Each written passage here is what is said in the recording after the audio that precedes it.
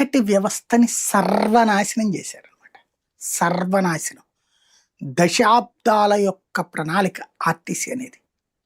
ఇది ఎవరు సంపాదించి తెచ్చిన ఆస్తి కాదు, ఉద్యోగులు కష్టపడి సంపాదించుకున్న ఆస్తి.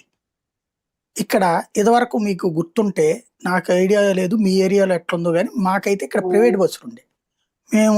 నేను విజయవాడలో, గుంటూరులో 10th క్లాసులు, ఇక్కడ గుంటూరు నేను 7th క్లాస్ నుంచి ఉన్నాను. ఈవెన్ గుడివాడలో అంతకుముందు 4th నుంచి 7 దాకా ఉన్నాను. అక్కడ కూడా మా ప్రైవేట్ బస్సులే ఉండేవి అప్పుడు. ఆర్టీసీ వాళ్ళ సిటీ బస్సులు అతి పరిమితం, ప్రైవేటు బస్సులే ఎక్కువగా ఉండే. నెంబరు, ఒక డ్రైవరు, క్లీనరు, కండక్టరు ఉండేవాళ్ళు. ఈ క్లీనర్ పని కేకలేస్తా ఉంటారు, రండి రండి రండి, ఈ సెంటర్ ఆ సెంటర్ అని.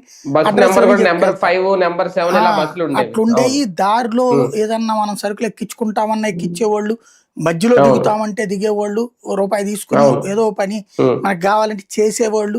అలాగే పిల్లలు కనుక ఎక్కువ మంది ఉన్నారంటే రూపాయి తగ్గించి డిస్కౌంట్ ఇచ్చి చేసేది. అంతెందుకు సార్, మొన్నటి వరకు మనం హైదరాబాద్ లో ఉన్నప్పుడు కూడా సెట్విన్ సర్వీసెస్ అని ఉండే. ఇప్పుడు కూడా ఉంటది హైదరాబాద్ లో, సెట్విన్ ఇప్పటికే ఉంటది, అది ప్రైవేట్. కానీ నేను అనేది ఇక్కడ రాష్ట్ర వ్యాప్తంగా అట్లుండే. అలా ఉన్న వాటి మీద నిషేధం విధించి ఓన్లీ ఆర్టీసీ బస్సులే ఉండాలి అన్న ఒక సిస్టమ్ తీసుకురావడం ద్వారా ప్రజలలో ఒకళ్ళ ఉపాధి అవకాశాలు దెబ్బతీశారు వీళ్ళు. ప్రభుత్వాలు తీసి ప్రజలందరినీ ఖచ్చితంగా బలవంతంగా ఆర్టీసీ వైపుకి తీసుకొచ్చారు. Very good. ప్రైవేట్ తో పోల్చుకుంటే ప్రభుత్వ రంగం అయితే బెటర్, సేఫ్టీ ఉంటుంది, జాగ్రత్త తీసుకుంటారు. మనందరం కూడా క్రమంగా దానికే ప్రోత్సహించాం. అదేంటి ప్రైవేట్ వాళ్ళు ఎన్ని వందల జీవితాలు నాశనం అయిపోయినాయి, ఇప్పుడు ఆ యజమానులందరూ నాశనం అయిన